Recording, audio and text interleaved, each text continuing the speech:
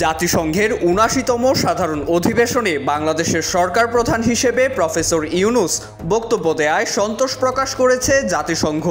শুক্রবার জাতিসংঘের নিয়মিত ব্রিফিংয়ে প্রফেসর ইউনূসের ভাষণের বিষয়ে দৃষ্টি আকর্ষণ করা হলে নিজেদের সন্তোষের কথা ব্যক্ত করেন মহাসচিব অ্যান্তোনিও গুতেরেসের মুখপাত্র স্টিফেন ডুজারিক।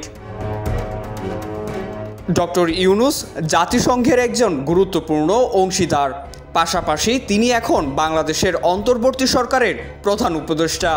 এই প্রসঙ্গ উল্লেখ করে সংস্থাটির স্থায়ী সংবাদদাতা মুশফিকুল ফজল আনসারীর ব্রিফিংয়ে জানতে চান, বাংলাদেশের অন্তর্বর্তী সরকারের প্রধান উপদেষ্টা নোবেলজয়ী ডক্টর মোহাম্মদ ইউনূস কিছুক্ষণ পূর্বে জাতিসংঘের সাধারণ অধিবেশনে ভাষণ দিয়েছেন। তিনি ভাষণে বাংলাদেশের জটিল পরিস্থিতি, গাজা সহ পৃথিবীর বিভিন্ন জায়গার চলমান যুদ্ধ এবং গাজা ও ইউক্রেনের মানবিক সংকটের কথা উল্লেখ করেছেন। তিনি দীর্ঘ সময় ধরে জাতিসংঘের অংশীদার হিসেবে অবদান রেখে চলেছেন। তার আজকের এই ভাষণকে কিভাবে দেখছেন?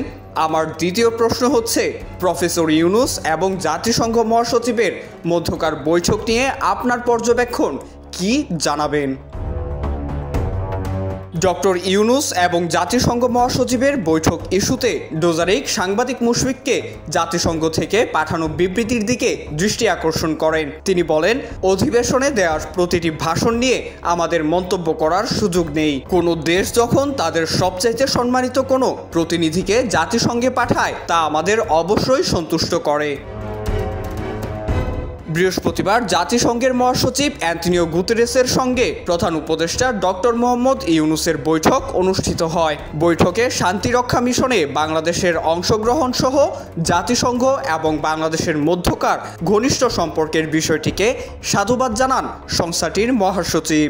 জাতিসংঘের পাঠানো বিবৃতিতে বলা হয়েছে, বাংলাদেশের চলমান গণতান্ত্রিক প্রক্রিয়ায় উত্তরণের চলমান পরিস্থিতি এবং সংস্কার কার্যক্রমে জাতিসংঘ সহযোগিতা করতে প্রস্তুত রয়েছে বলে পুনরায় আশ্বস্ত করেন গুতেরেস। দ্বিপাক্ষিক বৈঠকে রোহিঙ্গা শরণার্থী সংকট এবং জলবায়ু পরিবর্তন নিয়ে আলোচনা হয়।